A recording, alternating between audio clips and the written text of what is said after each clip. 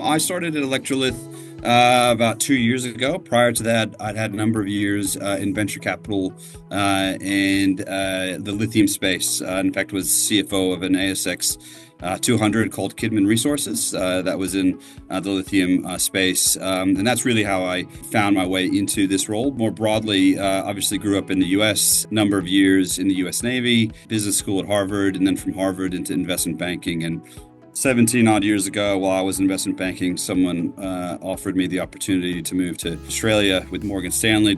And I said, yeah, great. So since moving to Australia, a couple of years banking, a couple of years with Wesfarmers in Perth, and then in the lithium space for the last little while. We define ourselves as lithium technology, and we help lithium producers extract and refine the lithium in the most environmental way possible.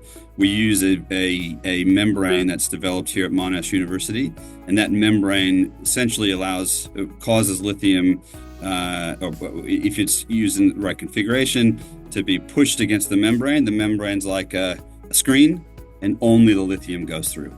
And it's that very special membrane that allows unlocks those lithium resources.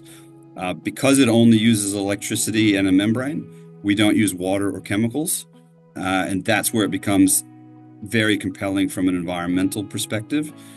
But also, by removing water and chemicals, we remove the biggest costs of the competitor processes. I didn't know much about DLE itself. I read about it, and in fact, much of Australia focuses on hard rock lithium, which is what we get in Western Australia. So the DLE that we work on is generally used for brines. And so once I read what it did, I got very excited. Obviously, having good backers in Rio Tinto, IP Group and Monash was exciting, but also just reading about the space. Like, the industry is going at full tilt.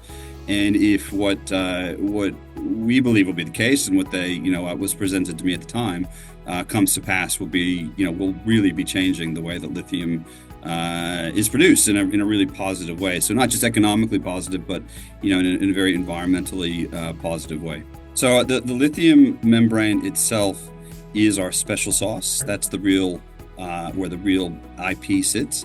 At the moment, it's about 5 square centimeters.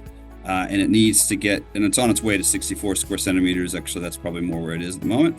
But it needs to get to a much bigger size, to about 1,000 square centimeters. And we need to do that over the next 12 months. That's actually quite challenging. So you need to keep the membrane physically intact, so structurally it holds, while also maintaining the characteristics that you want. So the funds that we've raised will be focused on allowing that membrane to scale to that size, and let the technology go. BV reached out to us through our primary investor, one of them, IP Group and Monash, and encouraged us and introduced us to the fund, and encouraged us to become part of the ecosystem. We did exactly that when the time came.